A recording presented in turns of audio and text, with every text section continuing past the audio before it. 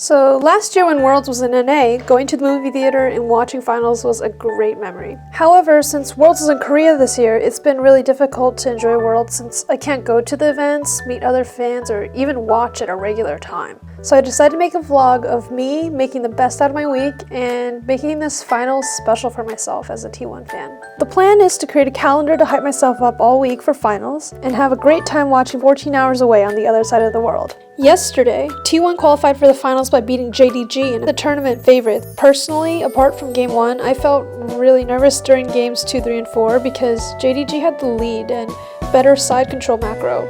Luckily, off of Faker's super play in Game 3 and JDG falling apart in Game 4, JDG wasn't able to close out on their leads and T1 is back in the finals. So here's the finished calendar.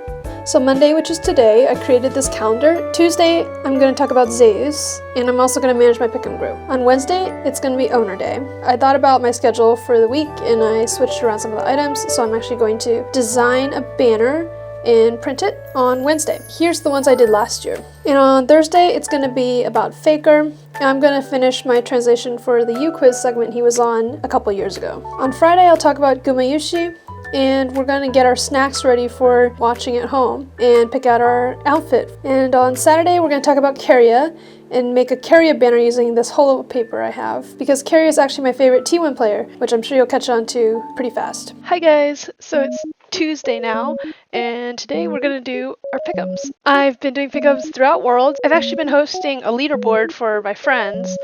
Not that I really have any friends who watch League, but hear me out. So you know how when March Madness comes for basketball, everyone has to participate in the March Madness bracket even if they don't know what's going on. So that's what I made a couple of people who I know do. I made everyone join a little pick'em bracket even though none of them watch Worlds or know which teams to pick or know what's going on. So first of all, we gotta submit our last pick of the tournament, which of course is gonna be T1. I think Wavos will be a strong opponent. They've also shown that they have a strong top side and they can imitate the double ADC bottom lane. The Shy and Xiaohu are so rootable, but I think T1's just on a momentum swing and I think it's their turn to win. After all, like Guma said, in 2021 they made it to semifinals. Last year they made it to finals, and so this year it's their year to win. So let's go check out our leaderboard, and I've actually named my leaderboard after Keria because as his fan, I'm just waiting for him to become champion because I know he deserves it. I know it's going to come to him. I know it's an eventuality. When I created the leaderboard, I wasn't sure it was going to be this year, you know, but it's much more real now than it was when I created this leaderboard. Unfortunately, I'm here at the bottom. I'm losing. Apart from maybe one other friend here, I'm the only one who even watches League, and I'm just doing the worst. Now that I've submitted my pick, I'm going to manage my little group by sending them out a little update message about this week and to submit their picks for this week. So I've been doing this every week so far, but this is the final one.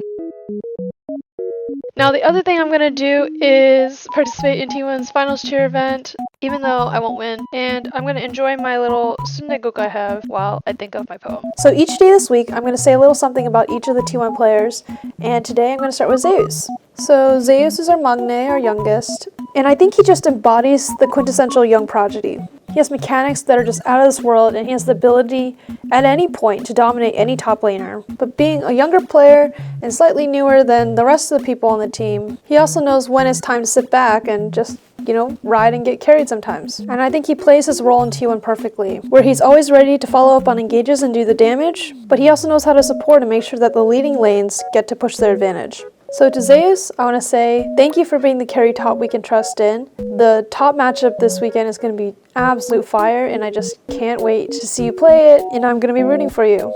Alright, I've got my poem. Here we go. I'm sure it won't come to anything, but we're just going to post it because it's fun to participate in events, and that's all the fun I can have here at home by myself. Alright, I'll see you tomorrow.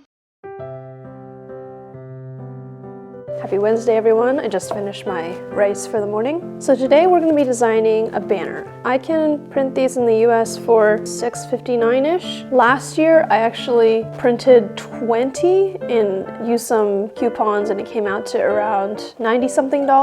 And I took them to the theater to give out to everybody for free as gifts, like they do in Korea. Well, this year, there's not other people to share it with, and I'm only going to make one banner this year for T1, so let's get started. So the first thing we're going to do is go through the Flickr and look for photos that we could use for the banner. But I've already identified 3 sets of pictures that could possibly be used. So the first is these ones that were taken at a traditional Korean house. And this could be a good theme because this Worlds is in Korea. I'm not exactly sure if all of them have good photos, but I'll just start by downloading a couple that I think could be used. Now, I also saw a couple from the Busan teaser. These are interesting because they have the cool seats, and I like that.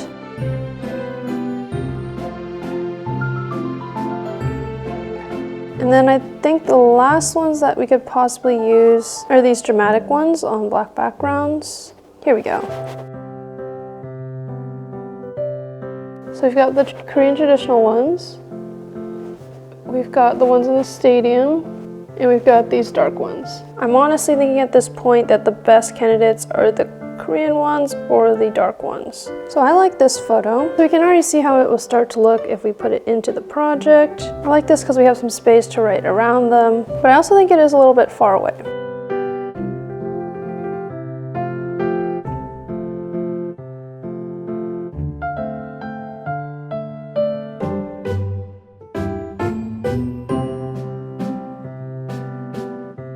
Okay, so we've got our 2 main options. We've got this dark one, which I'm actually really liking, and this Korean traditional one. And to be honest, I think this one's more dramatic. So let's decorate this one a little bit and send it off to get printed.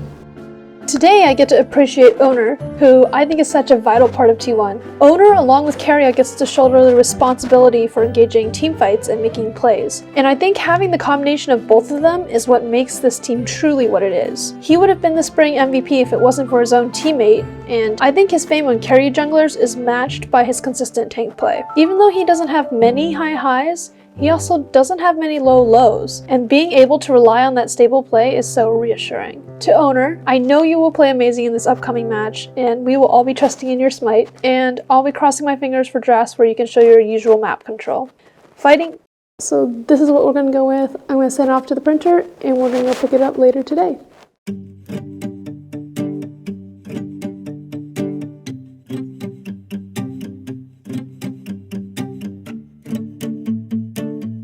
I'm trying to pick up my banner. What kind of picture? It's a banner. It's Banner? Yeah.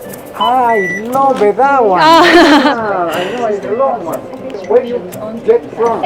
I made it. I got some pictures online and put it together. Oh, really? Yeah. Good job. Thank you. I love it. Thank you. But you have another $4 for the next. Thank you for sharing. All right. Do another one for me. Okay. Thank you. You're welcome. Have a good day.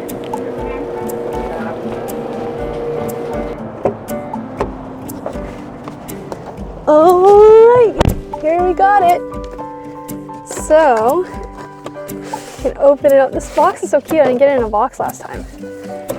Oh my gosh, look how pretty it is. I'm really excited. So now I can use this as my slogan or my banner for cheering. Wow, it looks great. So that's it for today. Hi everyone, welcome to Thursday, and today is Faker Day in my week. To be honest, when I was making the calendar, I was kind of running out of ideas on what to do, but I already have a project going where I'm translating an old interview of Faker, so I decided that's going to be my project for today since it's Faker Day, and I'll show you guys a little bit of that later. I've been seeing on the internet how T1 fans are doing like sonhaeng or like good deeds to stack up like good karma for the team this weekend. I think that's really cute. I was kind of looking for like what can I do, but I only saw in the articles like picking up trash, which is unfortunately not realistic where I am. But overall, it's a pretty cute idea and I support it even though I can't really participate. So right now I just finished the gym and I made myself some food, dabokki. I'm watching the kwanjeonbang, and so I'm gonna eat and then finish up and come back with the translation. When it comes to Faker, it's hard to say anything new about him because there's so much to appreciate. But as someone who started watching in 2015 and witnessed his second and third championships and consequently the fall from grace, coming back to watch T1 in 2023 was mind-blowing. The championships that established Faker as the GOAT were so long ago that people were starting to question, is it time to move on from Faker?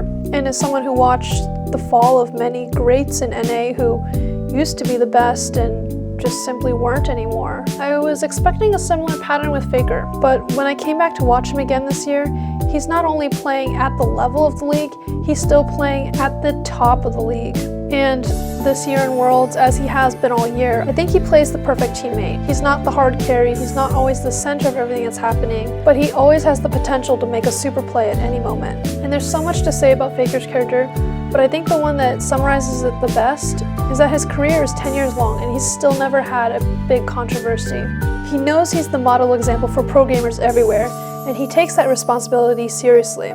So to Faker, I want to thank you for being so diligent to staying true to your character and being a great person to look up to, and proving that you still deserve the praise you receive in 2023. I really hope that you win again this year because it's been a long time coming. Hi everyone, welcome to Friday. The week's going by so quickly. We're under 48 hours into the finals. So today I decided we're going to pick out my outfit for watching, as well as pick out some snacks. Last year I really dressed up to go to the movie theater because it was fun and you can see other people, but this time it's a little bit different because it's going to be 3 a.m. and I'm going to be by myself. So I think rather than going for something completely dressed up, I'm just going to go for something more comfy. So let's start with the top. I really only have two options here. I have my sweater and my jacket. I think both are great options. I did wear this one last year when they lost, but I also wore it this Sunday when they beat JDG. So this is a 2017 Worlds design. So they wore this in 2017 when they thought they were going to get their 4th that year. And so that's why we've got the 3 stars and everything, and you're just waiting for that 4th star. So I think to continue that hope that this is finally going to be obsolete and old, let's wear this on top. And then for bottoms, it's going to be cold, it's going to be 3 a.m. I'm going to be trying to cozy it up. So let's see what we have. Not much, honestly. I think this might be the best option. It doesn't match at all, but it will definitely be the most comfy and most warm. So why not? Let's go with this. Green sweatpants. Alright, so that's what we got so far. And then in terms of hair things, I don't have that many T1 themed options. All I've got are these hair clips. I got red and white. Now I'm rethinking it. Should I wear a skirt? You know what? On second thought, I need it to be cuter. So I think we're gonna go with a skirt. I have this red one. I also have black and white. And great. You know what? Let's see. This might be fun. You know what? Let's go with this one. So get some leggings to go with that. And there we go. That's a lot better. All right, now that we picked the outfit, we're also gonna pick some snacks. I'm gonna go to the store and get some stuff. Again, it's gonna be 3 a.m. So I usually can't eat a lot during that time, but I do love salty snacks. I don't really love sweet stuff, but I'm thinking getting a bag of potato chips, maybe some drink. All right, let's head there now while I talk about Gumayusi. When it comes to Guma, it is so straightforward. He's an extremely driven, balanced, realistic, honest, strong, and confident person. What you see is what you get. There are no bluffs or white lies in anything he says. Every bit of confidence he displays is rooted in a true fountain of skill. In matches, Guma is the perfect ramen egg. He rarely dominates a game individually, but if his team is ever behind, without fail, he scales and is working hard to farm a late game scenario for his team. He adds to his team's capability to engage by bringing razor-sharp mechanics and movement, and damage that never falls too far behind to be irrelevant. Guma, I am never nervous watching you because you always bring your best. I know you will fulfill your role no matter what, and I am so glad you have made it to your 2nd finals in a row. I will always be rooting for you. So today I'm going to be making a banner for Keria. I'm starting with this picture of him from April-ish, and I'm gonna decorate the back as well as the front and add some lettering and some stickers and some drawing.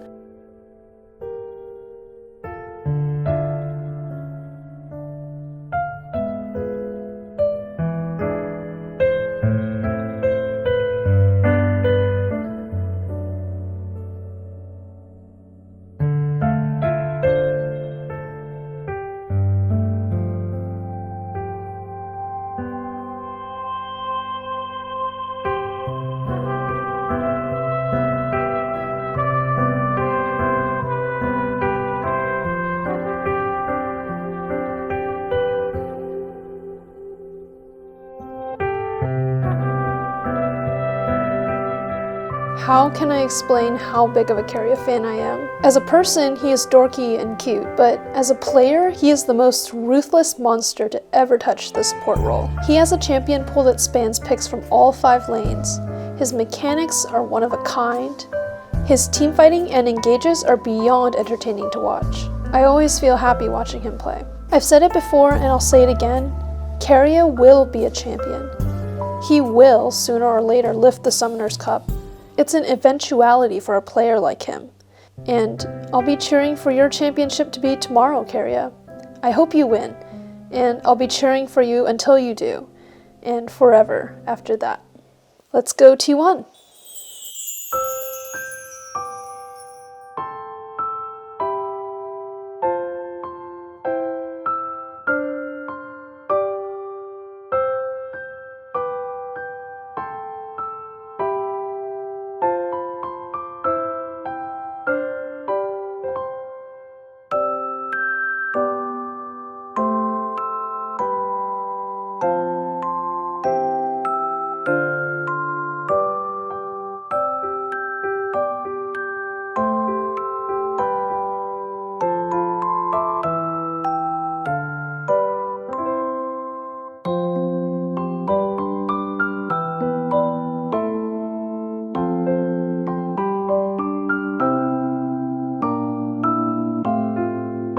이번 탑 먼저 오세요!